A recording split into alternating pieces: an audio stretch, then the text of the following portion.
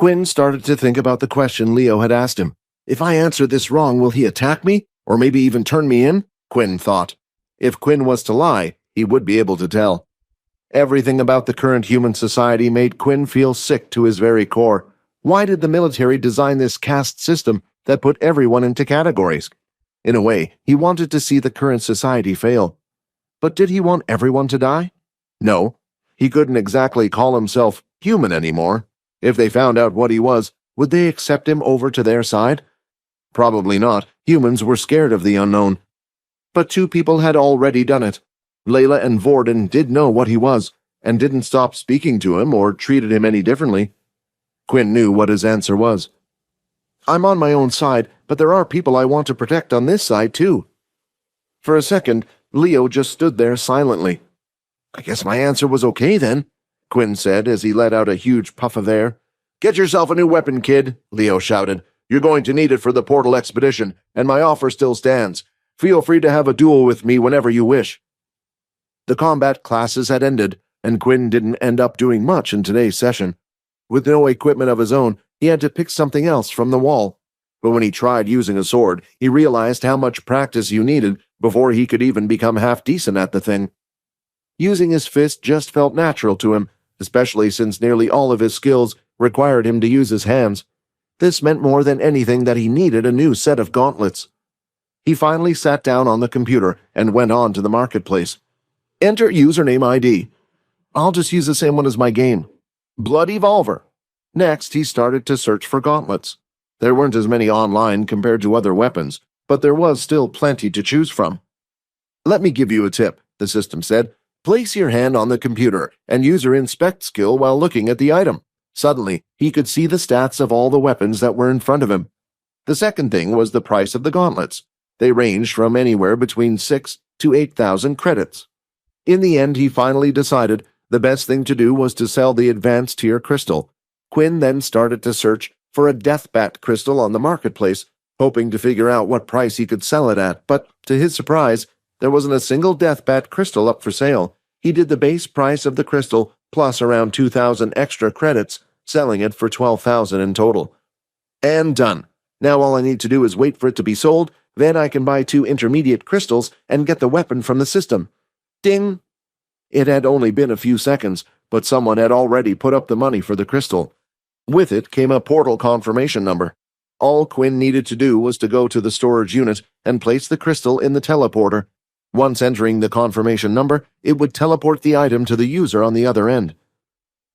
Somewhere in a dark room, a kid with his hair gelled backwards that looked to be a similar age to Quinn was on his computer browsing the marketplace. No way! And only for 12,000 credits! I have to buy this straight away. A man then appeared from the shadows and stood next to the boy. Young master, if your father finds out you didn't get the crystals through your own effort, he will be furious. Every one of us had to go hunt those beasts as a trial for ourselves, the man said. Ha ha! My father thought he could stop me. Now with the ring, I can finally leave this place. He then looked at the computer screen once again. Thank you, Blood Evolver. You have made my day. If I ever meet you in real life, I promise I will repay this debt. After sending away the advanced tier crystal, it didn't take long for Quinn to receive the money. He looked at his watch, and 12,030 credits were all his. The shop stated that the gauntlets he was after didn't need any specific type, so he went ahead and purchased the 2 cheapest ones he could find at 1,000 each. The better equipment would allow him to hunt stronger beasts and earn more money. After searching and searching, he decided to fork out a load of money on a pair of black boots. He purposely chose a design that didn't look too fancy, but also gave him the best stats. As he walked over to the storage room, he couldn't help but have a skip in his step. Quickly, he lifted 2 boxes and started to rush off towards his dorm room.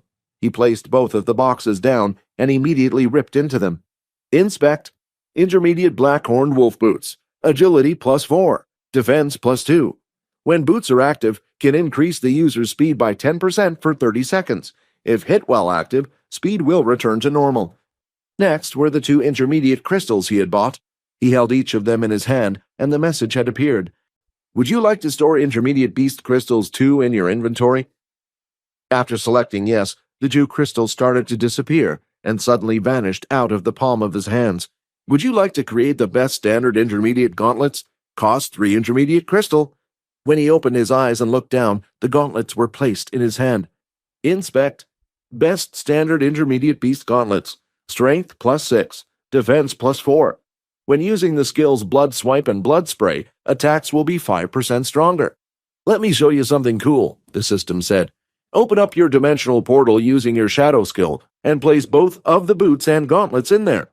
He did as told and opened up a small shadow portal, putting both of the items in. Weapons and armor detected in dimensional space. New skill Shadow Equip acquired. Shadow equipment? What does it do? Quinn asked. Just try it out and see. Shadow Equip activated. As soon as the skill was active, clouds of shadow surrounded his hands and feet. He could feel something forming on top of his hands and legs. Then, when the shadow clouds disappeared, the equipment he had put in the portal was now on him. It was like instant equipment. With this, Quinn didn't need to wear all his equipment beforehand. He could even hide high levels of equipment from the eyes of others and be ready for a fight any time. With the new equipment all set up and ready, Quinn was itching to test it out, and he knew the perfect place to test it, the VR game. Unknown to Quinn, though, the last time he played, he had caused quite a stir, and one person in particular had been checking the game every day for Quinn to log in. Logan was waiting for him. This time when he logged in, he was going to find out just who this blood evolver was. When Quinn entered the room, Vorden was already inside on his bed relaxing. Actually, something has been really bugging me about the whole Peter situation. It's obvious someone asked him to do it, right? And they had already set up a fall guy to take the blame. But when I tried to find out what happened to that person today, not a single person knew. Everyone just kept saying the punishment was dealt with by Duke, since he's a second year. I know, Quinn said as he snapped his fingers. Why don't you ask Layla? Apparently when we left, they ran into those friends of Peter's. Quinn, you do know me and her don't get on, right? Well, I know you're going to have to. We have the expedition next week. You're not actually going to try to become friends with her, are you? Rayton asked. Just kill her and then he doesn't have to choose. We are his best friend. Done. Deal and off. With Vorden investigating the situation, that meant Quinn would be free to head to the VR room tomorrow, but before he shut his eyes to go to sleep, he decided to have a look at the tutorial video he had unlocked while reaching level 10. Once again, the blonde man appeared, who looked like he was in some type of dojo. By now, you should have also unlocked the skill Blood Spray and learnt the skill Hammer Strike. What's even better is if you combine the two skills together. Rather than spreading out like it usually did, it was compact and came out together in a thick line. In the video, a loud sound could be heard. Whoops, the blonde man said. Looks like I will have to make some repairs to the dojo. This move I call Hammer Spray. The next day when they awoke, Quinn was greeted with his usual message. Avoid sunlight for 8 hours, 5 EXP gained, 10 of 100 EXP. Quinn was glad that after he evolved his EXP points seemed to have reset. Quinn headed to the VR room while Vorden started to head outside the building. Standing just outside the gate was Aaron and Layla. As soon as Layla spotted Vorden, no, he couldn't be. Is he walking over to us? She thought. For the first time, Vorden was stuttering in his life, but it wasn't because he was scared. It was because of Rayton yelling all sorts of things in his head. I need your help, he blurted out. The look on Layla's face was one she had never made before. Finally, Quinn had arrived at the VR center and went up to the counter. It was early in the morning, so there weren't a lot of people around yet. Besides, people didn't usually want to spend their weekends playing a game all day. He looked around and then, when no one was looking, opened up his dimensional void to pull out his boots and gauntlets. He placed them both in the scanner, and when the process was finished, proceeded to put them away back in his dimensional void again. Welcome, Blood Evolver. After entering the pod, he was transported to the blank white space.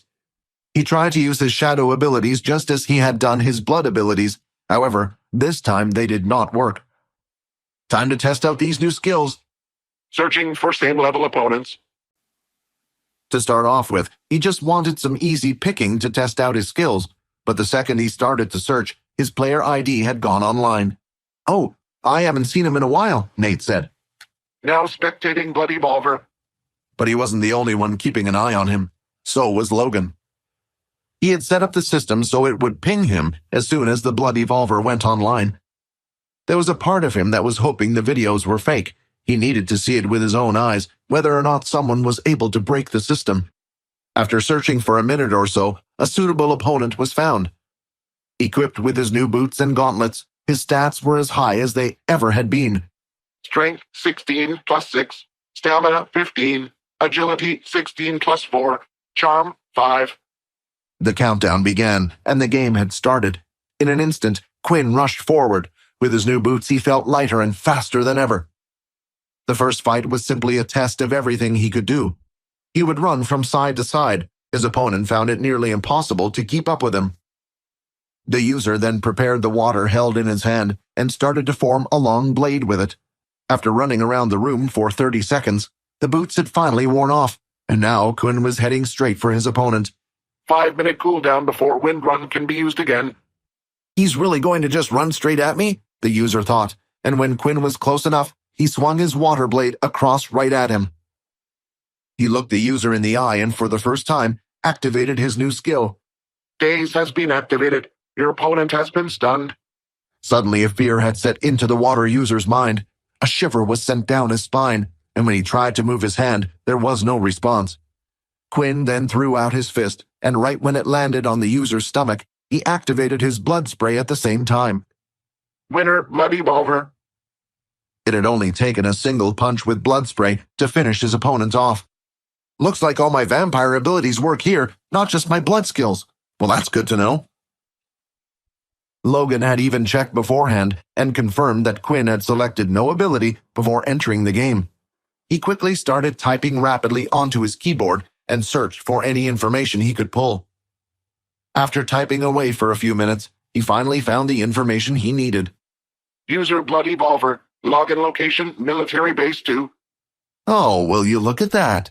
It seems like we're quite close after all, Logan said, smiling at his computer screen. Up in the stands, Nate found it hard to keep his mouth closed after what he had just seen.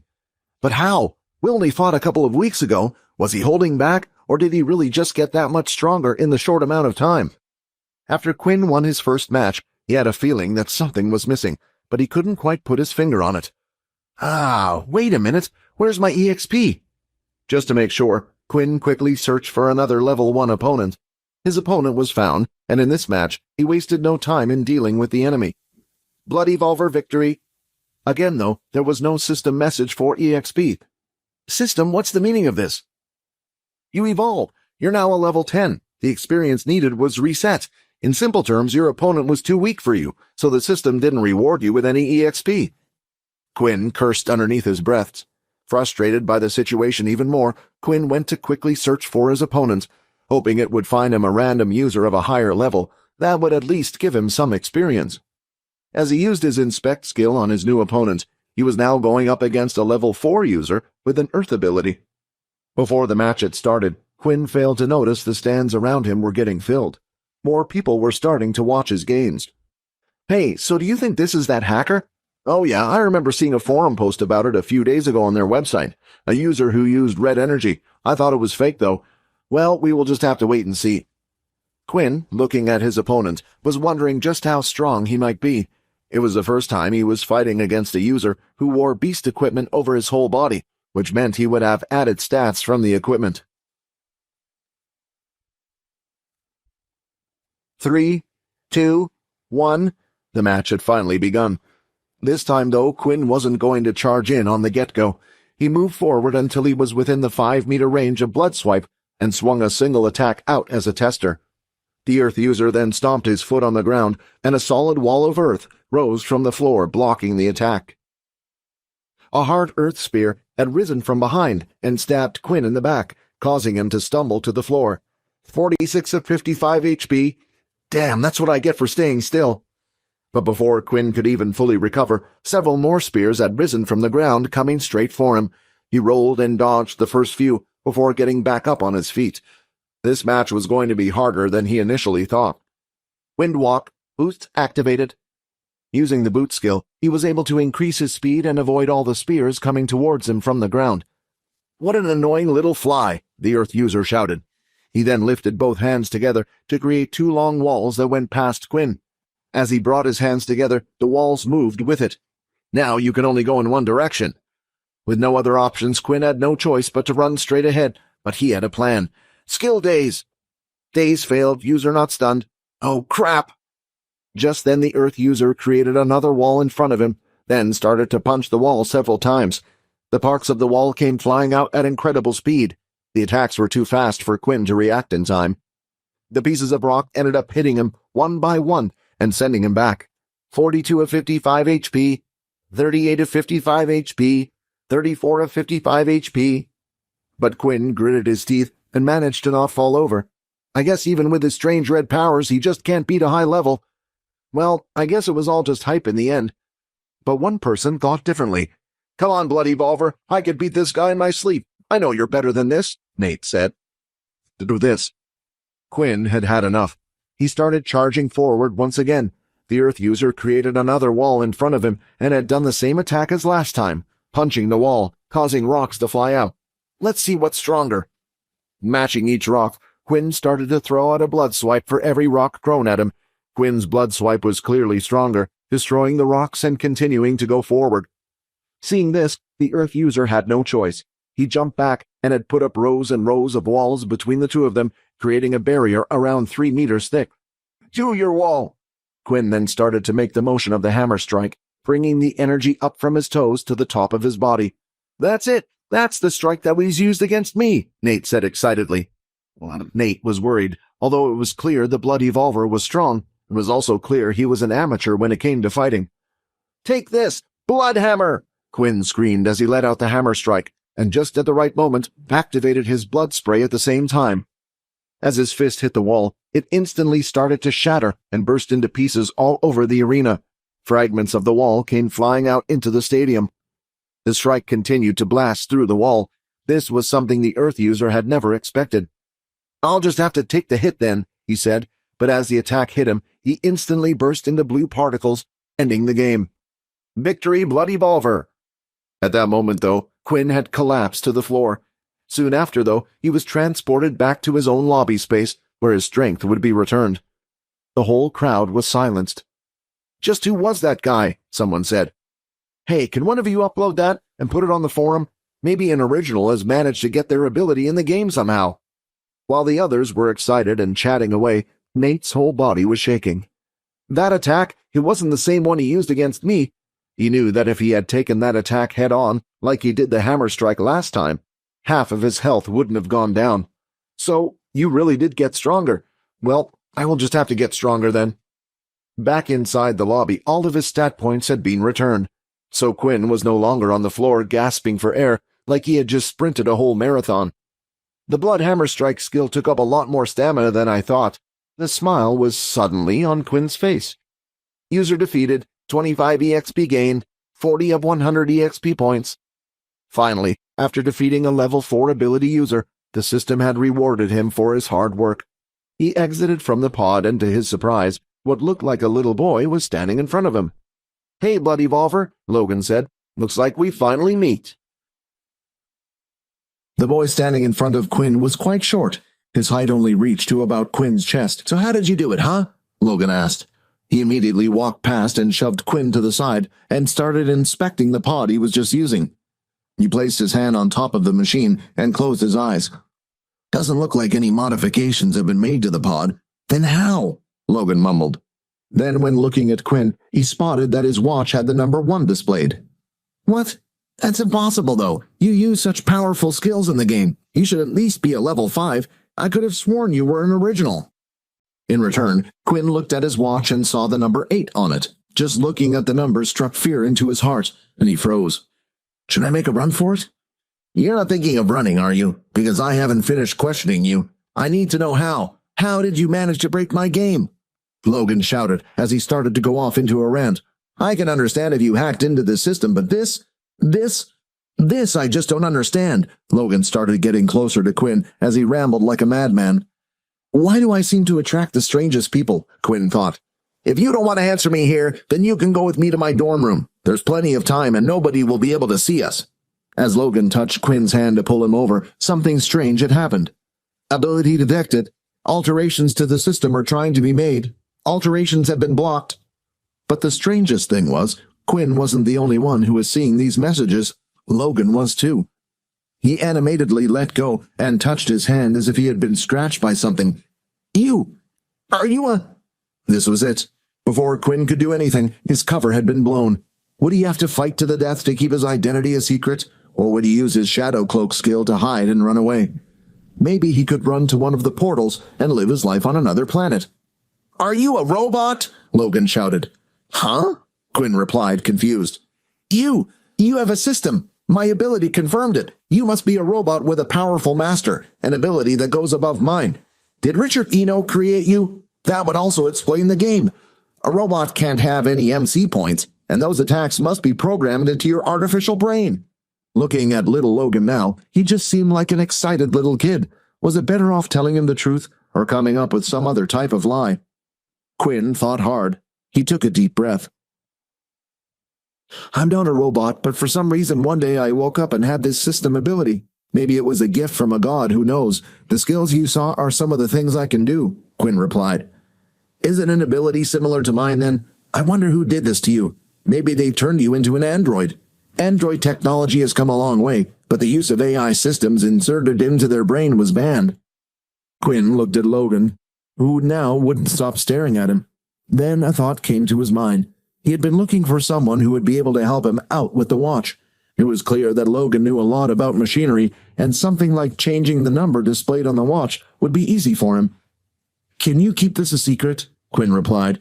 "Maybe the two of us can work together, perhaps find who did this to me. There are a few things I need help with." Logan was genuinely fascinated by this ability. He had never seen anything like it before, and the curiosity was already driving him mad.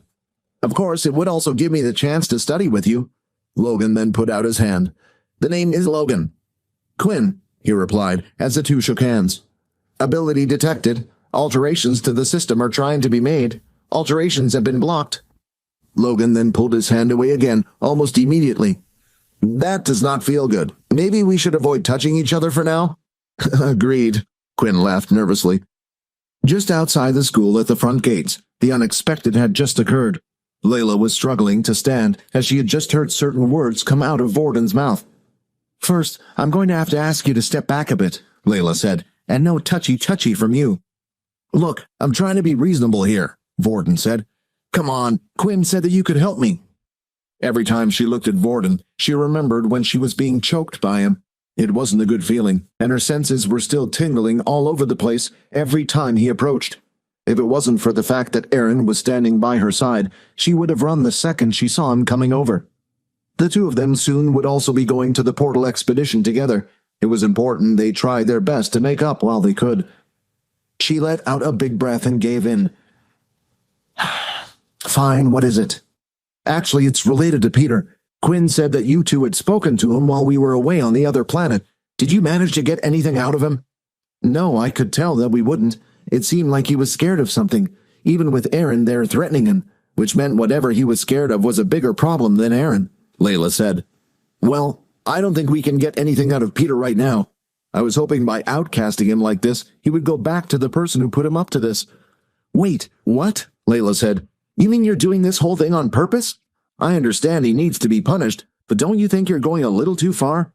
"Too far?" Vorden replied. "You don't even know what really happened there. Were you nearly killed by a blood-sucking beast, abandoned in a world full of monsters everywhere?" "Blood-sucking beasts? So did Quinn really?" Just then, Layla stopped herself as she turned to look at Aaron by her side. "Anyway, if you can't get anything out of Peter, then try a first-year student named Earl. He was the one hanging around Peter before this whole thing started." "Earl, got it. Thanks for the help," Vorden said. "Oh, before I go, Aaron, do you mind if I touch your hand?" Aaron stood up from the ground and looked at Vorden for a few seconds. "I hope you use it well," Aaron said as she held out her hand. With her ability copied, Vorden then turned away and walked off. "He's a tough one," Aaron shouted. "Even with my threats, he didn't reveal anything." "Don't worry," Vorden said, smiling back. "I know someone who taught me a few things." Vorden continued to walk off back into school. "Hey, Rayton, looks like I might have a job for you soon."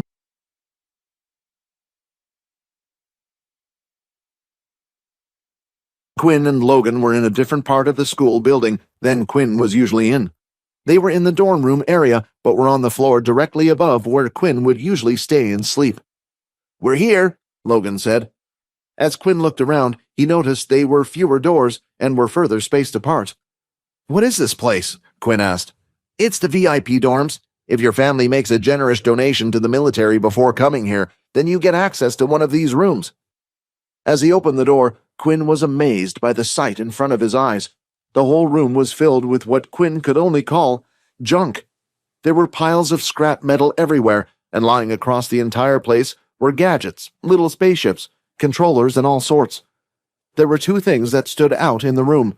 One of them was a large human-sized tube that seemed to be hooked up to a computer and had large tube-like wires hanging from the top, and right next to that was a VR pod, one of the ones that cost 100,000 credits to buy. Logan then went to sit into his mechanical chair that instantly sprouted a load of arms and started to give him a massage. "So what did you want help with?" Logan asked. "I was wondering if you would be able to hack the watch for me, allow it to display a number of whatever I want." "I should be able to do that easily for you, but first you need to tell me why." Quinn hesitated for a little bit. He had only just met Logan. I think I know what you're thinking," Logan said. "Well, trust me, I won't be telling the government, the military, or anyone anything. I'll be honest with you, Quinn, I don't care about you. I care about the person who was able to input a system into your mind. To find that person, I need you to lead me to him, and before that happens, I'm not letting anyone take you away." Logan's words sounded a little scary and harsh to Quinn, but at least they were honest. "As you know, my system has a certain set of skills that are allowed to be used in the game, but the thing is, I actually do have an ability." Quinn then lifted the shadow and started to move into a giant hand, and used it to wave at Logan. If it wasn't for the fact that Logan was sitting down, he would have fallen down from the shock. "What is that? So, you really are an original?" "Not quite. It was an ability the system already had, but for some reason, as you can see," Quinn said, pointing at his watch, "it doesn't register on the watch." 1,000 thoughts started to race through Logan's mind of why it might be. "The watch is a simple fix, but if I do this for you, I was wondering if you could do me a favor," Logan said, looking at the wired tube machine. Quinn started to sweat, looking at the thing. "Don't look at me like that. The machine there is for the game. Will you let me put your shadow abilities in the game?" Logan asked. Quinn decided to think long and hard about Logan's suggestion. "I'm sorry," Quinn said. "This ability is not mine. Do you know what happened to me recently?" "What happened to you?" Logan said, puzzled. Quinn went on to explain how recently he had gone to a red portal planet along with his friend Vorden. "I see," Logan said. "I guess I have been in my room too much." Logan sat down, thinking for a while. The robotic hands had finished massaging him, and now behind him, coffee was being made from another machine. "Well, how about this? You still help me get the ability into the game, but I won't make the ability public. If you want, you can come up here and play the game on a private server. I get to study you a bit more, and you get to practice. It's a win-win." As soon as Logan finished talking, he turned around and started to take a sip of his coffee, letting out a sigh of relief. "Ah, the perfect temperature. So what do you think?" There seemed to be no downside if Quinn was to agree. "All right, Logan, I'll do it." Logan jumped out of his chair and had a smile on his face. "Great, let's get to work." Following Logan's instructions, Quinn did as asked, and got into the strange, large glass test tube. Once he was inside, the glass lowered, and now he was trapped in a small space. At the same time, Logan rushed over to his computer and started typing away.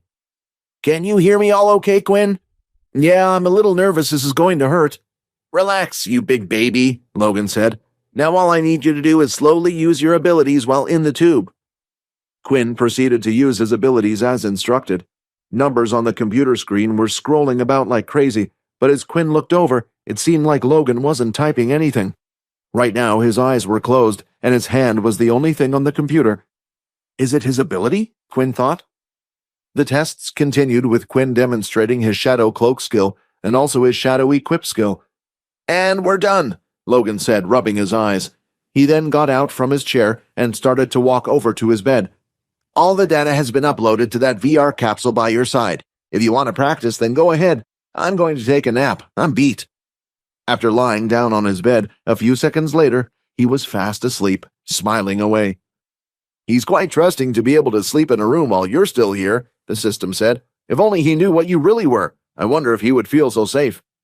Looks like you're starting to talk to me now, even when I don't ask you questions, Quinn replied. After entering the VR capsule and entering the game, Quinn was transported to the white space. When looking at the list of abilities, his shadow abilities had shown as one of the options. After selecting the shadow ability, Quinn immediately got to trying a few things. Over the next week, Quinn continued to come to Logan's room every day to practice using his shadow ability. Logan had long done as he promised and had hacked into the watch. Now all Quinn had to do was tap the watch fast 3 times to switch between level 1 and level 6. Then finally, after a week had passed, he had achieved what he had set out to do. His shadow control skill was now level 2, and so is his shadow equip skill.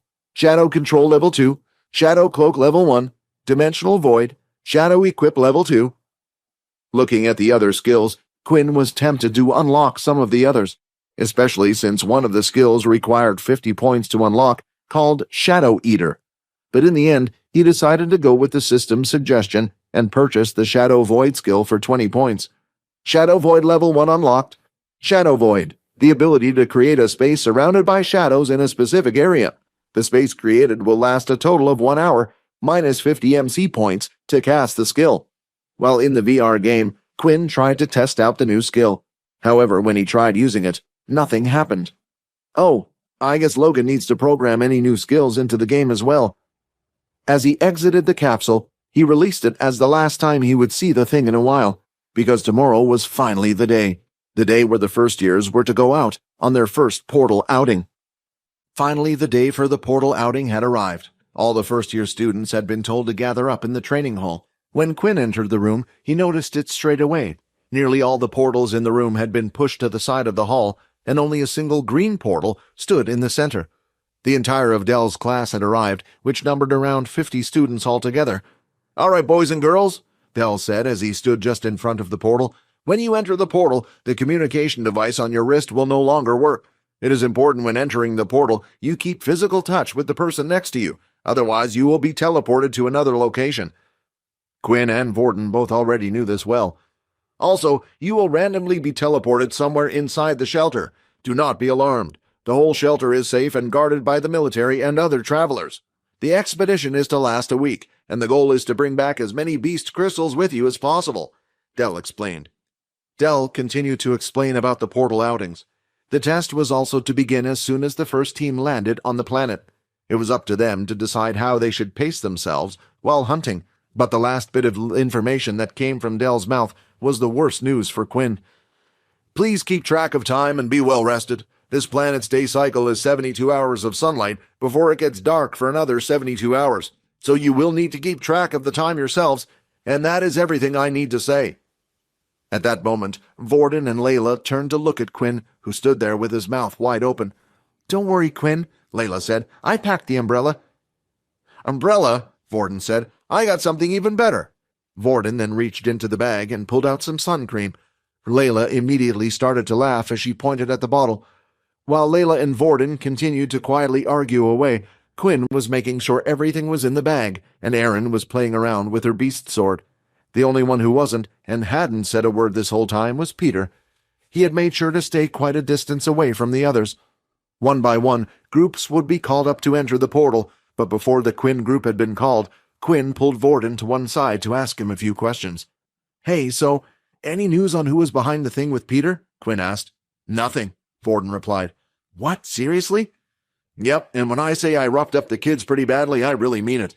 The only thing I found out from them was you weren't the original target. It was me," Vorton explained. "Perhaps I ruffled a little too many second-year feathers." "Well, I see. Well, I guess maybe we should keep an eye on Peter for now." Just then, the number of their group had been called, and they were ready to head into the portal. Standing in a row, the group stood behind each other, one in front of the other. Each was holding on to the shoulders of the person in front. At the back was Peter, and Vorton at the front. "Now remember, don't let go," Dell instructed. "In 7 days, you are to head to the military base and return through the portal back here." One by one, they walked through, and an odd feeling came over their body. When the group opened their eyes, they were surrounded by townsfolk chatter in all sorts. Rows of buildings and shops, market stalls selling food and weapons. They had successfully made it to the shelter. But one person wasn't happy about it at all. "You are in contact with direct sunlight. Your stats will now decrease by 70%. When the group of 5 landed, they noticed that there was a circle drawn on the ground where they were, and the people walking around were doing their best to avoid it. "Come on, we better move," Vorden said. "Just give me Quinn said slowly, as he was already starting to sweat buckets. Quinn, I'm sorry," Layla said, as she rushed over and handed him the umbrella. "What's wrong with him?" Aaron asked. "Oh, he just really can't deal with the heat and hates the sun. He came from really far up north. I mean, like really far," Layla explained, babbling. Aaron looked Quinn up and down, who now had the umbrella propped up over his head. "You might be even more useless than Peter on this trip. How are you meant to fight with an umbrella in your hand?" This was a major problem. If he was to fight during the day, unless he used his Shadow Void, the sun would still affect him. But Shadow Void took up half of his MC points, not leaving him much to fight with. The other option was to use Shadow Cloak. The problem with this was he was unable to use his shadow abilities to attack while using a Shadow Cloak. It was just a stealth ability. Because of these reasons, Quinn still had to hide the shadow ability for a little longer until he found a solution to the sun. They did as Vorden said, and after a couple of minutes, another group of 5 students had landed in the same circle where they were. "How did you know?" Quinn asked. "Although the teleportation is random, it's not completely," Vorden said. "Well, where should we go first?" Layla asked. "Let's head to the Travelers' Hall. It's a place where they have information for travelers." They walked through the shelter and eventually reached a very large hangar-like building. It was an open space with no entrance, so people were free to enter and go as they pleased. "Looks like we're not the only ones here," Erin said as she looked at the groups. It was easy to spot the students as they were required to wear the military uniform. "What are they doing?" Layla asked as she saw them go up to the quest board. "It looks like they're asking for help," Vorden said. "Those from a rich family will just hire travelers to do the hunting with them." "But how is that fair?" Layla asked. "Since when have they cared about fair?" Vorden replied. "Well, there's no point worrying about it," Quinn said. "All we can do is focus on ourselves and do the best we can." "Says the useless one," Aaron added. The group walked up to one of the stalls that sold all sorts of items that would help with capturing beasts or even killing them. Behind the counter was an old man with a digital monocle over one eye. "How can I help you, young soldiers? I guess it's that time again when they send you all out to do your first hunt." "We were wondering if you could provide us with a map with all the hunting areas," Vorden asked. "Sure I can. That will be a total of 100 credits, though." 100? Layla said. "Are you sure you're not trying to rip us off?" The old man started laughing. "Well, that'll be 150 now because of the young lady's rudeness." Vorden brought out a single card that was gold in color. Since the watches didn't work on other planets, each student was to bring their own money card to be used. "Thank you for your business," the old man said. The group opened up the map, which was on some type of digital paper. On it, the map indicated where they were and different areas around them which were color-coded. It went from green, orange, and red. The closer the color was to red, the more populated the area was with beasts. But then, something caught Quinn's eye. When he fought against Nate a while ago in the VR game, he had asked Nate where his friend had obtained the strong, flexible cape. And the name of the planet, they said, was Kaladi. That they had forged it out of winged creature out in the desert. If this was true, then he might have just found the solution to his sun problem. As the group scanned the map for guidance, they noticed that all the areas closer to the shelter were more green, while the areas that were a bit further away were redder. The one area which had the darkest red of them all was the harsh, sandy desert. Quinn decided to pick up the book, which was sealed by a lock, so that others couldn't open it and read it unless they paid for it. A book containing information on beasts belonging to the planet Kaladi, read the cover. Teeth worm, basic tier beast. Winged lizard, basic tier beast. Burning snake, intermediate tier beast. Please select one to find out more information. As he looked at the list of names, Quinn was deciding which one of the 3 was the beast that Nate had talked about. Out of the 3 of them, only one had matched the description. It was the winged lizard. Winged lizard. Although this beast contains wings, it cannot fly. They are also the hardest part of the beast's body. The weak point of the beast is its underbelly. It can be found in the deepest parts of the desert. The description seemed to match the material of Sam's cape, but if Quinn wanted to make a full set of clothing from it, he would definitely need a large amount of beast's cores. While he was there, he decided he might as well look at the other beasts. There was always the chance to encounter them, and if they did, it would be handy to know their strengths and weaknesses. "Hey you, if you're not buying anything, then get out of here." "I was just looking," Quinn said. The old man then walked over and snatched the book out of Quinn's hand. "I said get out now, or else." "You're lucky that people are around," Quinn said as he walked away. When Quinn arrived back at the group had decided that for the first day, they would head to one of the green areas nearby. After defeating a few basic tier beasts, they would make their way into the red zone. Although Quinn was eager to go into the red zone to get his crystals, he was happy with the decision they had made. As the group made their way towards their destination, Quinn and Vorden were in the lead and were talking about different things. "You know, while you were in that shop, Peter kept saying some weird things," Vorden said. "Do you think they might plan to do something on this trip?" Quinn asked. "I doubt it. Unlike the red portal places, there are too many people here. But the important thing is that Peter believes that they will." The area they chose to go to on the map was a small little oasis. The area was filled with beasts, known as teeth worms. They would travel under sand, but were easy to spot, as a big lump of moving sand was coming towards you. When they were close enough, they would pop out from the sand and open their circular mouth, displaying thousands of small razor-sharp teeth inside. Peter and Quinn stayed in the middle while they allowed for the others to attack the worms. Vorden and Aaron found it the easiest to deal with the worms. Layla, on the other hand, found it a little more difficult. Even when using her telekinesis ability, her arrow was too slow. The arrow would hit the sand before even hitting the beast.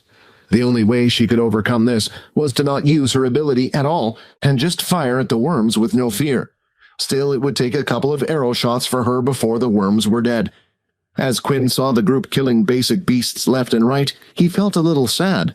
Not because he couldn't join in. He was happy that others were fighting, but the fact that all of these kills could have been precious experience for him. As he had this thought, a familiar voice sounded in his head. "You know, if you bloodied one of them, you would be able to gain EXP for all their kills," the system said. Quinn thought about it seriously for a while. She had already asked him to turn her into a vampire, and no, he really could. While thinking about whether or not to blood Layla, Quinn decided he would leave it to her and would ask her later. While the group was busy fighting away on the outside, one of the worms managed to wiggle past their formation and was heading straight for Quinn. As soon as the worm had reached the shade of the umbrella, Quinn grabbed the worm midair by the end of its tail. "So ugly," Quinn said as he squeezed it tightly with his bare hands. The center of its body was strung like a towel as black blood fell to the floor. "Basic beast killed. 10 EXP earned. First teeth worm killed, 100 bonus EXP gained. You are now level 1. 70 of 200 EXP. Strength, 16. Stamina, 15. Agility, 16. Charm, 5. You have received 2 stat points." The group had taken out a total of 9 teeth worms together. "Was this here before?" Peter said, staring at the thing. The next thing he knew, out from the mound of sand, another teeth worm came jumping out. All panicked, Peter fell to the floor and completely forgot about the earth staff he held on his back. But before the earthworm could reach him, a spear of ice came rushing from the side and killed it in one shot. Right by the oasis, another group had witnessed the whole thing and couldn't help but laugh at Peter's reaction. The leader of the group was named Ben, and he wielded a large club on his back. "Boss, watch out!" one of them shouted as a teeth worm jumped from the side. He reached out for the club on his back and was ready to slam the thing to pieces. Instead, an ice spear came out from the side and accurately stabbed it through its body and onto the sand. "You don't mind if I take that one's beast crystal, do you?" Aaron said, walking over. "Sure, go ahead," Ben replied with a fake smile. The teeth worms were no longer jumping out and attacking, and now they had time to collect the beast crystals. "How much did we get?" Ben asked. "A total of 4, boss." "Seriously?" As Ben looked over, he noticed that the other group must have obtained over 10, more than double their haul. Then he noticed something else as well. The boy at the back of the group, Peter, didn't seem to gel as well with the others. In fact, it was almost as if they were treating him as an outcast. "You're only as strong as your weakest link," Ben said with a smile. All crystals that were handed into the military base would be counted towards their points. However, the military would keep 10% of whatever they gave in to be counted. So instead, Quinn decided to keep the crystal inside his system, where it couldn't be found and sold later. The sun was still burning brightly, and it didn't look like it would set any time soon, but they knew they had been out for at least 6 hours. Then they headed straight for the military base, which was located at the center of the shelter. This was a square-like building that had several different departments, But for the next week, just in front of the building was a small stand for students. At the stand was a single adult soldier, and behind him a large digital screen. The digital screen behind him was suddenly updated. The name Layla could be seen, and the number 15 was displayed next to it. While looking at the board, Quinn also spotted Logan's name, who was second on the leaderboard with 24 points. He hadn't spotted him since this expedition, but knew he would be here since he was a first-year student. I guess that's what a power level 8 can do. He must have some pretty strong teammates with him as well, Quinn thought. Before they were to head off to sleep for the night or day, they decided that they should have a group meeting on the kitchen table. The 5 of them sat down, and Erin was the first to speak. She said, "As you all know, my goal is to come out as one of the top teams during this assessment. Right now, we're just above average, and I can't accept that. That's why I think tomorrow we should head into the red zone." "I think we're strong enough," Vorden added, "but the problem is these two." The 2 people Vorden was talking about were, of course, Peter and Quinn. To be honest, Quinn wanted to go to the red zone too. Most likely, the winged lizard lived there, but he had planned to go there when the day cycle had changed to night. Erin said, "As you can see on the map, there is a safe zone just outside of the red zone. Most likely it's a territory where 2 different beasts clash, so they don't cross each other's path. The 2 can wait there while we go inside and attack." After hearing Erin's suggestion, Quinn didn't think it was too bad. If they were to leave him and Peter alone, then perhaps Quinn could sneak off at some point to hunt the winged lizards on his own. When leaving in the morning, it looked like their group wasn't the only one heading for the red zone. There were a total of 4 other groups altogether. "That's our competition," Erin said, looking towards one of the groups who walked in front. "You see the boy at the front with the red hair? It's the trait of the Red Shield family. All originals who learn their magic acquire the ability of fire." "The ability of fire, huh?" Vorden looked at the red-haired student for some time, trying to think up an idea. But the one that interested Quinn wasn't the fire user. Instead, it was Logan, who was also part of one of the groups heading to the red zone. "I wonder what his ability really is," Quinn thought. It had to be impressive to be able to get the second highest score. Throughout the whole time the 2 of them were together, Quinn still hadn't figured it out. And for some reason, Quinn felt like it was rude to ask. Most high levels would keep their ability secret. If 2 people were to get in a fight knowing their ability beforehand was a huge advantage. While the rest of the groups continued to move forward, though, Erin's group had decided to change direction, slightly heading off to the left. "Are you sure you're going to be okay?" Vorden asked. "Don't worry about it. If trouble comes our way, I have a trick up my sleeve to fight them off," Quinn replied. "You see that building up ahead? It looks like an abandoned well of some sort. We will wait for you there, and come get us on the way back." "Boss, it looks like the group is split into 2. Maybe the strong ones are heading to the red zone. Who should we follow?" one of the men said to Ben. "We stick to the plan," Ben said. "I managed to do some research on their group yesterday. It turns out that their group had 2 level 5 power users, and wait for it, 2 level 1s if you can believe it." "Seriously? They must be like the only level 1s in their whole class. They would probably get in the way if they were to fight. If we take their crystals they got yesterday, then we will climb up from the bottom of the leaderboard." Back at the red zone, Vorden and the others had finally arrived. Most of the groups had spread out from each other, making sure that they didn't get in the way of each other's hunting process. The red zone was filled with winged lizards. Before hunting one of the beasts, the group stayed and watched patiently for one of the other groups to attack first. A single person would walk up to the group of lizards and send out an attack, catching the attention of a single beast. Then the person would lead the lizard to the group, and they would all attack it at once. They were being cautious not to attract the attention of all the lizards after all. The lizard would constantly block attacks from the beast weapons and certain abilities using the wings attached to its arms. Eventually, they would manage to defeat it. But while the other group struggled, one was finding it easy, and that was the one with the flame user named Berg. Berg's flames were stronger than the beast wings, and it didn't matter what it did, it would be set aflame, and sooner or later the beast would die. Watching this, Vorden had an even bigger smile on his face. Now, only if there was some other flame user in our group. After watching the other groups deal with the winged lizards, Vorden and his group decided to implement a similar strategy. Layla would be the first to approach one of the rocks, and then fire out an arrow, hitting the foot of one of the lizards. The lizard followed the arrow easily, and now it was Vorden and Erin's turn to deal with the beast. "You idiot," Rayton said. "You know from watching the others that it won't work."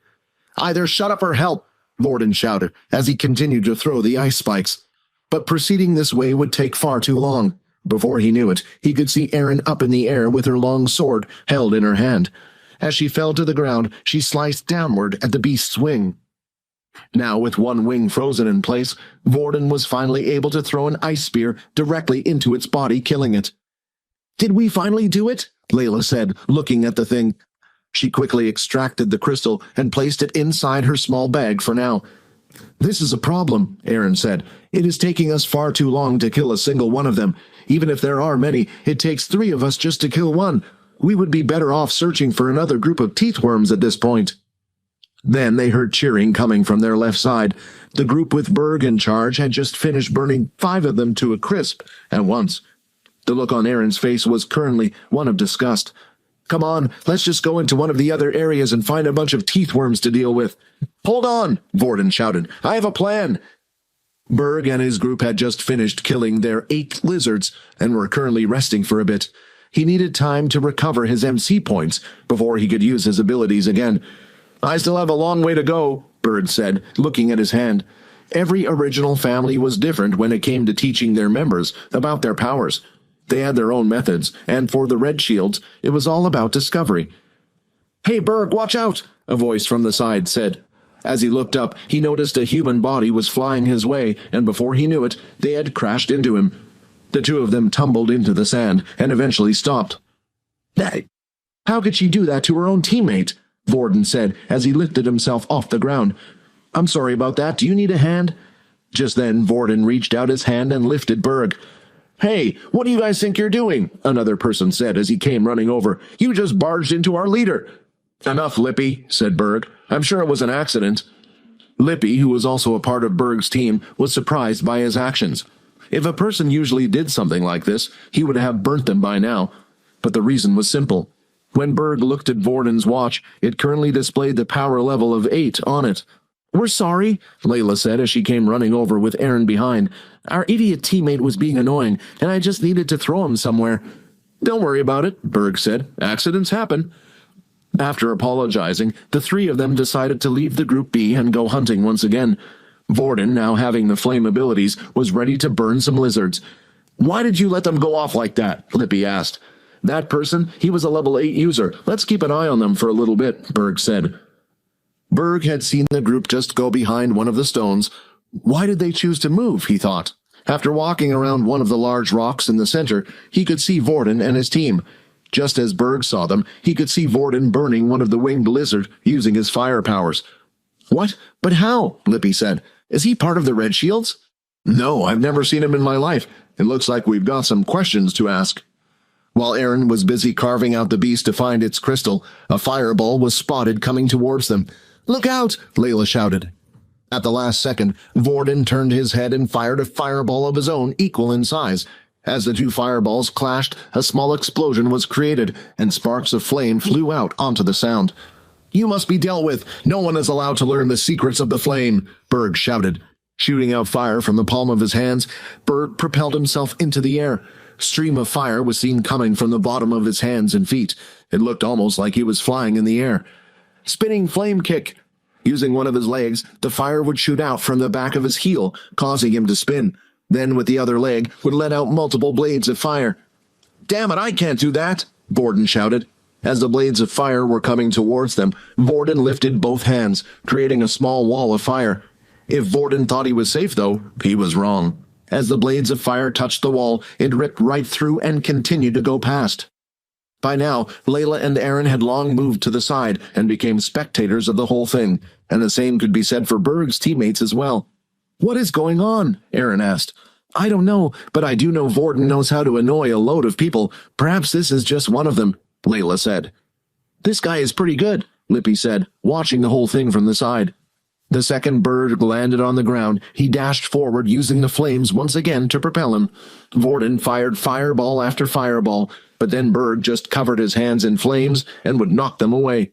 "Looks like your fire is no stronger than mine, you thief," he shouted. Then, with his hands covered in flames, he went for a punch towards Vorden's face. He could see it coming and was planning to duck, but suddenly the fist sped up in an instant and knocked Vorden into the ground with his head bouncing off the sand. Vorden laid on the ground, unmoving with his eyes closed. "What should we do?" Layla asked. "Should we go over and help him?" "I don't think they'll kill him," Aaron replied. "There are too many people here he would have to silence." "Well, he's from the Big Four, right? Would the school really do anything?" Standing right over Vorden was Berg. He continually looked at Vorden's still body. "Why isn't Boss doing anything?" Lippy said as he watched. He couldn't explain it himself, but for some reason, he felt like if he touched Vorden at this moment, he would be the one lying on the ground. Then, a few seconds later, Vorden's eyes opened. Quinn and Peter had been walking for a good 15 minutes as they headed to what looked like a little abandoned well. While the two of them were walking, not one of them had said a word to each other, and Quinn was the type that hated an awkward silence between two people. In the end, he gave in and just had to say something. "Why did you do it?" Quinn said. Peter didn't have to ask what he was talking about. It was as clear as day. They continued walking for a while longer until eventually Peter replied, "I don't want to make any excuses. I know what I did was terrible. But you don't understand, Quinn. I was scared. They had already gone for Vorden and managed to catch him. Then they went after me and—" "Enough!" Quinn snapped back. "I don't want to hear any more. You were right the first time when you said you weren't going to make any excuses. When someone does something wrong, everyone has a reason, be it good or bad. But after everything we had done for you, why didn't you come to us?" "Could you really help me, Quinn? Would you be saying the same thing if you knew who was behind everything?" Peter asked. "Did you give us a chance?" Quinn replied. "Do you know the saying, you miss all the shots you don't take?" The two of them had finally arrived at the village, and Quinn turned around to look at Peter. He could see his teary face. "When you chose to go against us that day, Peter, you were the one who had given up. You didn't try taking a shot and made your chances go down to 0. The two of them looked around the abandoned well. In the center was a giant machine used to draw water. It had rusted, and just from looking at it, you could tell it hadn't been used in a while.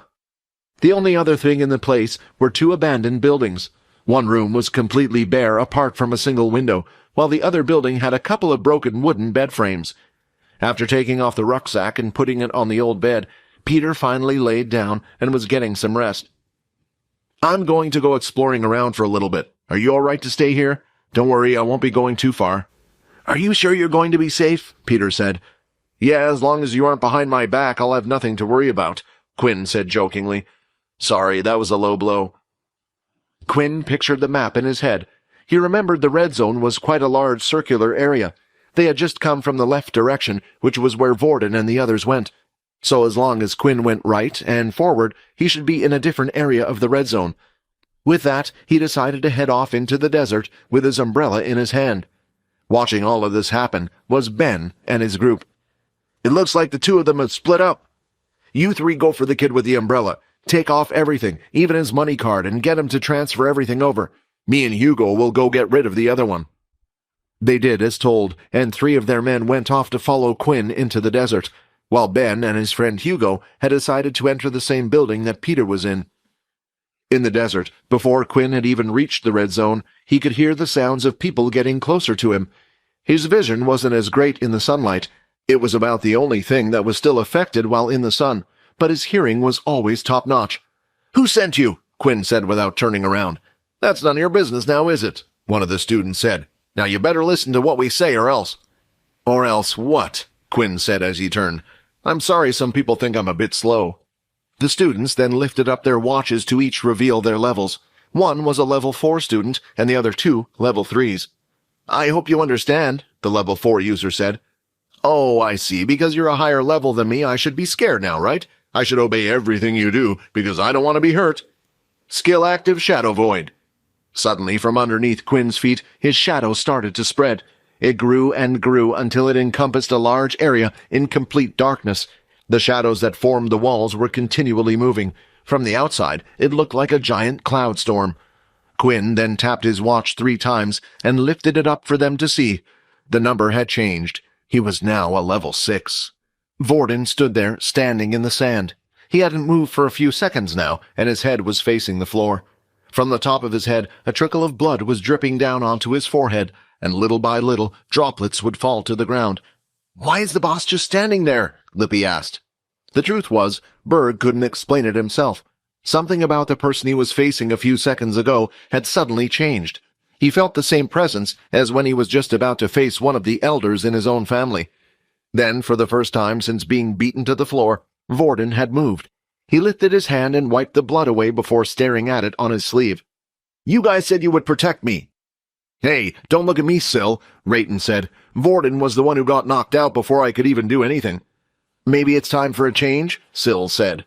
"What, and leave this person in charge?" Vorden argued. "If you do this, you will be lonelier than before. Even Quinn won't stay by your side."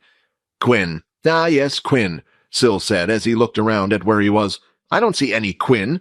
"This will be good," Rayton said. "Hey, Syl, that man in front of you is hiding Quinn from us."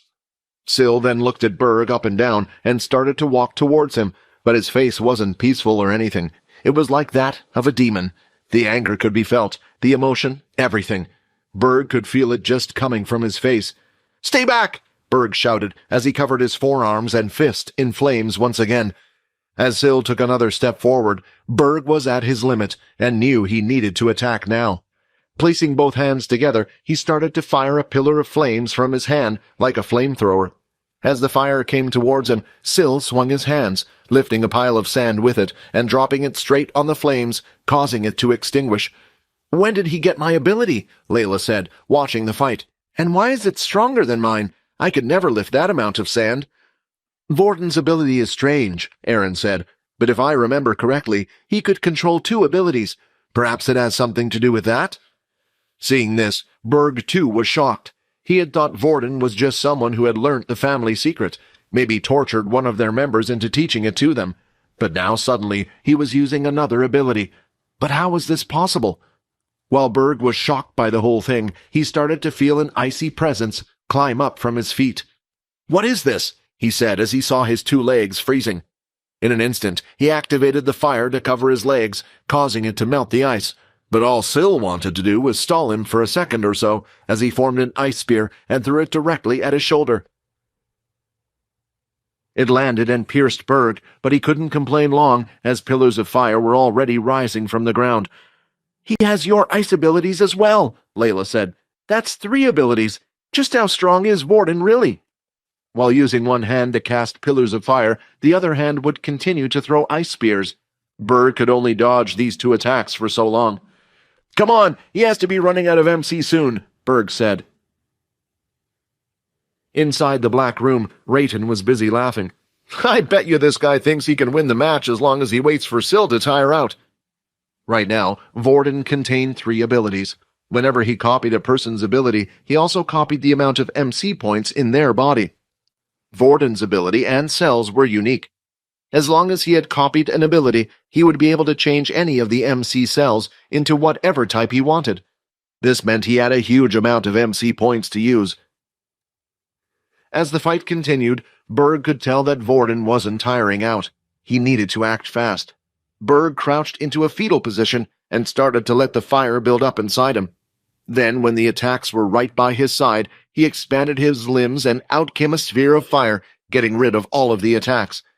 But now, Berg was panting and sweating hard. It was a last-ditch effort to protect himself, but he really didn't know what to do after this.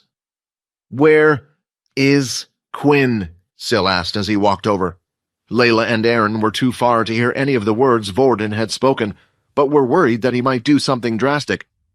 "Crazy boy, I beg you don't do something crazy," Layla said. "Wait!" Vorden shouted. "Rayton was lying. Quinn is safe. He's somewhere else. Let me take over and I can show you." "You damn rat, Vorden!" Rayton shouted back. "Now I'm going to get my ass handed to me." "I'm tired," Syl said. Now Vorden had finally reached where Berg was standing. "I don't want to make an enemy of you, but you attacked us first," Vorden said. "I'm from the Blade family. It's probably best if our 2 families don't get into a confrontation with each other." As soon as Berg had heard Vorden's second name, he finally understood. The Blade family weren't as big as the Big Four, but that was because they chose not to be. They were a secretive family that didn't choose to have much influence in the world. Because of this, not many knew about them. Berg didn't really understand why, but his father had always said if he was to meet someone from the Blades, to show absolute respect. Berg placed his head in the ground and started to apologize. "I'm sorry. It's my fault that this all has happened. Is there anything I can do for you?" Vorden thought about it for a while. It's okay, but I'm going to have you hand over your crystals you got today and yesterday over to us, Borden said, smiling. Of course. While Aaron, Layla, and the others watched this scene, they couldn't believe what was happening. They knew Borden was an original. They even knew of his family name, but they had never heard of the Blade family before. But for some reason, someone from the Big Four was bowing down to him, apologizing, and even handing over their crystals. Just who are you, Borden? Layla thought. Berg and his group handed over the crystals they had obtained inside a bag. Borden now had a big grin on his face.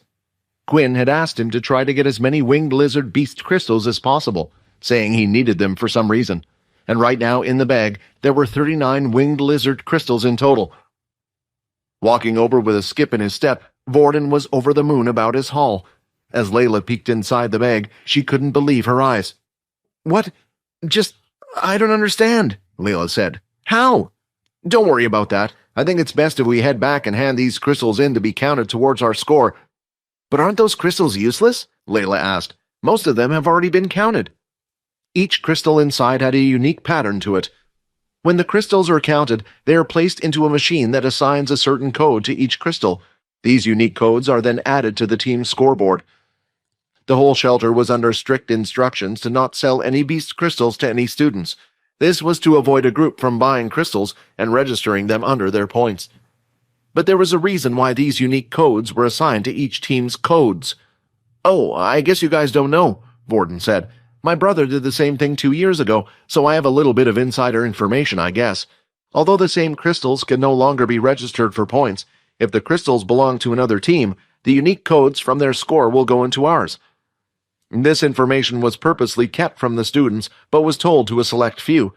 Either originals like Borden knew of it, or those who had already registered with the military. Well, I hate to say it, but you did a really good job this time, Layla said while pouting. Well, while we're ahead, why don't we keep on hunting? Aaron asked. The truth is, I'm worried about Peter. Because of this, he might be targeted, Borden said. If you knew about this, then why didn't we leave him at the shelter? Aaron asked. If we did, it would just be the same result. Perhaps even more so. People would attack him as soon as they saw him on the street. There was a second reason why Borden and Quinn wanted to bring Peter along. They were hoping to draw out whoever Peter was afraid of. No one would attack a fellow student like that. Are you crazy? Aaron said. Even if it meant getting their crystals, no human being would just attack another because of the test, and even so, people would rush over to help him. At that point, Borden and Layla looked at each other, and both of them had the same thought. Aaron, you do know that Peter is a level 1, right? Borden asked. What does that have to do with anything? She replied. It was as the two had thought. Aaron was unaware of the treatment that lower levels received compared to everyone else. Aaron herself never mistreated lower levels, but just never paid them any attention either. She had one goal, and getting to know them wouldn't allow her to achieve anything. As the three of them started to head back to where the well was, the two of them began to explain to Aaron just what happened at the school. But the strong would never steal from the weak, Aaron said. Just what does that prove? We already know we are stronger than them. Aaron just couldn't comprehend why certain people would choose to do such things. Every person is different, Borden replied. Honestly, if we knew all the answers to why people acted a certain way, then perhaps we wouldn't be in the situation we are in right now. At that very moment, Borden's fear was becoming a reality, as Ben and his group had just spotted Peter inside one of the buildings. As Peter heard the footsteps enter the small little building he was in, he quickly realized that he had no way of escape. Now this can be nice and easy for you, Ben said. All we want are those crystals in your bag. As soon as Ben stepped forward, Peter lifted the earth pole towards Ben's face, and then using his ability, transformed the end of it into a sharp tip. Please, Peter said, let's not do this. I can't. If you take the crystals away, they'll hate me even more. Tears were now visibly running down his face and falling to the ground. Peter stood firmly, not allowing the spear to move. It was pointed at Ben. Look, it's Peter, right? Ben said. Suddenly, Peter's face changed a little when he heard his name. Do you know why I know your name? We're part of the military, too. In fact, Duke was the one who gave us all the information. I promise you that Duke will reward you if you hand those crystals over to us. Seeing the change in Peter's eyes, Ben thought his words were a success, but when he stepped forward again, Peter decided to go in for a stab. "I said I'm not letting anyone take them," he shouted. As the spear was thrust forward, one of Ben's friends from the side lifted his hand, and with it, an earth wall was placed between the two of them. The wall managed to catch the spear in the center and snap it in half. A few seconds later, a huge club had been swung and smashed the wall into pieces, also hitting Peter and sending him flying back. The blow was so powerful that Peter didn't just crash into the wall, but caused it to collapse and was now outside covered in rubble. "What a useless struggle. I would have thought someone like you would have been broken in by now," Ben said as he walked through the hole in the wall and stared at Peter on the ground. Peter was barely conscious. A small trail of blood was appearing from his mouth, and his whole face and hair were covered in debris from the wall. "Please, don't hate me," Peter said. "I'm sorry, Peter. This is just how the world is." At that moment, Peter passed out. Ben went through Peter's bag and took the 15 crystals that were obtained in yesterday's expedition. They then also took Peter's money card. They decided to leave everything else intact: the food pills, the water purifiers, and the first aid supplies. Ben and his friend had decided they would head to the shelter together, but before heading back, they would make a stop at the oasis to hunt some more teethworms. As they were walking, one of them spotted something large and black in the sky coming toward them in their direction. "What is that?" one of them asked. "I don't know, I think it's a spaceship, but I've never seen one designed like that before," Ben replied. The black object drew closer, and it was roughly the same size as a large car. Then finally, just in front of them in the sandy desert, the ship had crashed. "Get out of the way!" Ben shouted. "Do you think they're okay?"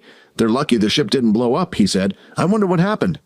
But while Ben's friend had no clue what it was, Ben was visibly shaking with fear. He had seen images of one of these before. "Run! Run now!" Ben shouted. The sphere-like shape opened up, and out stepped what was known as a Dalki. Out on the sandy desert where the area was mostly covered with rocks and sand, one area looked different today. From the outside, it looked like a dark cloud that was continuously moving and shifting, creating a large dome-shaped space. "What is this?" one of the men said. The three from Ben's group were now surrounded by moving shadows. "Did you see his watch?" another one said. "He was actually level 6. We need to get out of here." Inside the shadow void, Quinn could feel a connection with the shadows. It was hard to explain, but it was as if it was created using a part of his own body. Quinn looked at his stats, and as the system had told him, everything was normal. There was no weakness in the sun. While Quinn was busy checking his stats, one of the men tried to make a break for it. He ran to the edge of the shadow void walls. Out of instinct, as Quinn saw this, he lifted his arm and started to shift the wall of the shadow into some type of arm. When the man was close enough, he tried swinging his dagger at the arm, but when it made contact, his arm started to slow down. They felt like they were trapped. "This guy," Mohawk said. "You saw the number on his watch change, right? He's probably a fake, and besides, being a level 6 doesn't mean he has strong abilities." The other two, hearing Mohawk's words, gave them a bit of confidence. "Yeah, you're right, and he doesn't even have any beast gear," one of them said. "Get him!" Mohawk shouted. The crossbow user pulled out his bow and started to firebolt after bolting toward Quinn. "Shadow equip." Shadows started to form around Quinn's arms and legs, and suddenly they were covered in beast gear. As the first bolt came towards him, he lifted his hand, deflecting the bolt onto the ground. "What? But that was a beast arrow. It wasn't just made out of metal," the crossbow user said. "Just keep firing the thing," Mohawk shouted. He did as ordered, and arrow bolts started to fire one after another. This time, as they came forward, the other user who had remained still had gathered what looked like a small hurricane in his hands, and then at the right moment, he brought his hands forward, and a gust of wind came out with it. "Let's see you deal with this." "Blood spray, 55 of 60 HP. A spray of blood left the palm of his hands and knocked each of the arrows out of the air, causing them to break and fall to the ground. "Now it's my turn." Quinn activated his wind walk on his boots to further increase his speed. While doing so, he used the inspect skill on each one of them. The crossbow user could duplicate items, although each item that was duplicated would only be half the strength of the original. The other student was a wind ability user, and lastly, Mohawk was a level 4 earth user. First, the annoying one. With Quinn's added speed with the boots and his reflexes, it was nearly impossible for the crossbow user to hit him, and then, when Quinn was close enough, he cast out 4 blood swipes, swinging out his arms. With no defense, the 4 attacks each hit him dead in the chest, causing large cut wounds across his chest, and to be thrown onto the floor. 51 of 60 HP. Next was the Earth user who was by his side. 1 second, Quinn was in his view. The next moment, Quinn had performed a flash step, and at the same time, hammer struck, dealing a blow right on the chest. His chest piece started to crack until it eventually broke away. 46 of 60 HP. Suddenly, a sharp pain was felt inside Quinn's back. As he turned around, he could see the wind user holding the small little daggers in between his fingers. "I got you," he said. He threw another dagger, and it came out too fast for him to react, hitting Quinn's stomach. 42 of 60 HP. Quinn then looked at the dagger and pulled it out of his body. As he did, the wound slowly started healing as the skin could be seen coming back together, until finally there was nothing left apart from a hole in his military uniform. "You monster!" the student shouted. Continuously throwing blades, he managed to hit Quinn repeatedly. Making sure to cover his face with his hands, Quinn rushed forward, not caring for the small blades hitting his body. 38 of 60 HP. 34 of 60 HP. Without realizing it, the student was moving backwards out of fear. As he looked down around his waist, he could see the shadow wrapped around his body. "Now tell me, who sent you, and why did you attack me?" Quinn asked.